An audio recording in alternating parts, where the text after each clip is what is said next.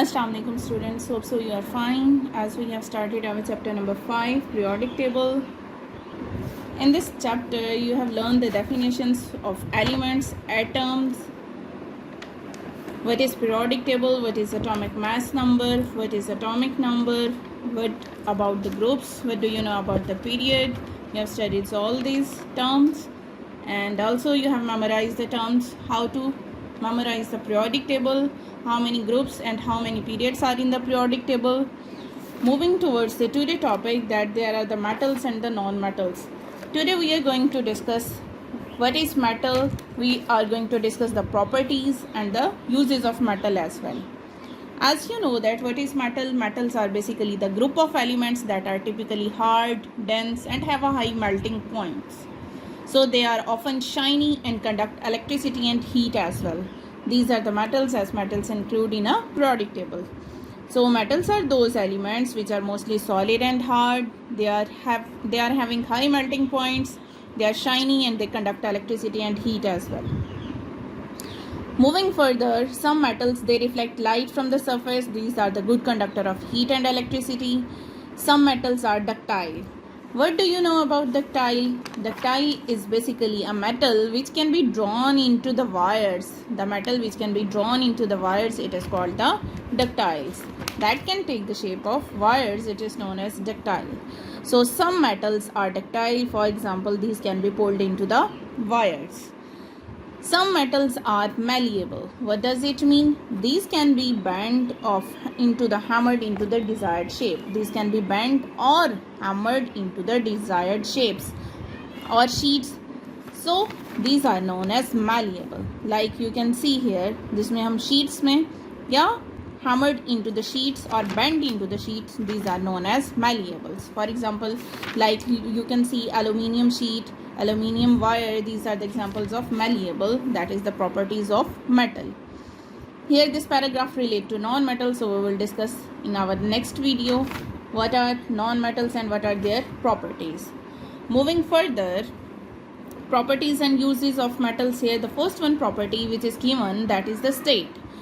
As you know that most of the metals are found in a solid state. So there are 3 states of matter: solid, liquid and gas. So the metals are basically in a solid state at a room temperature.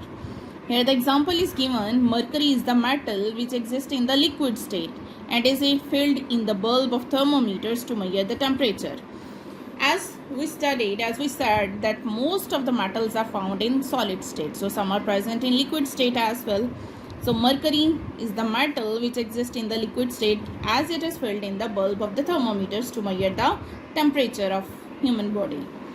The next property is the hardness. As you know that generally metals are the hard solids. So due to this property, iron is used to make sheet.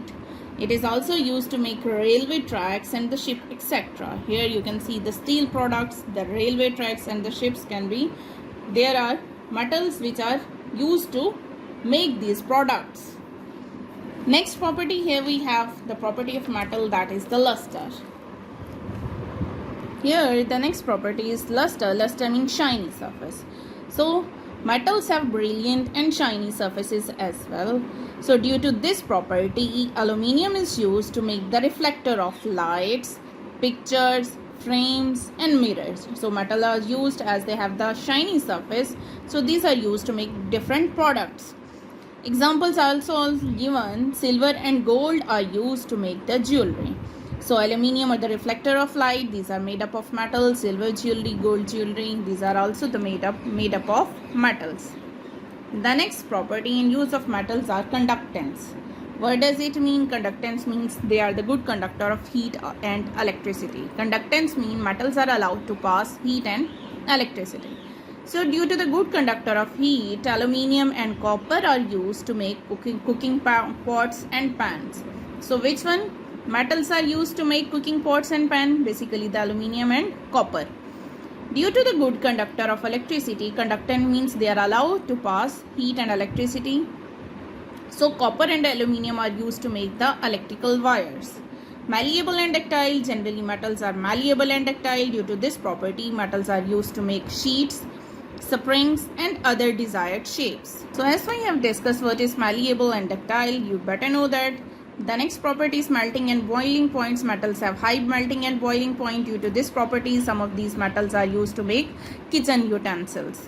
Okay, so basically the metals have high melting and boiling point, so these are used in kitchen utensils. You can see in this image as well. The last property of metal here in this book which is given, that is alloy formation.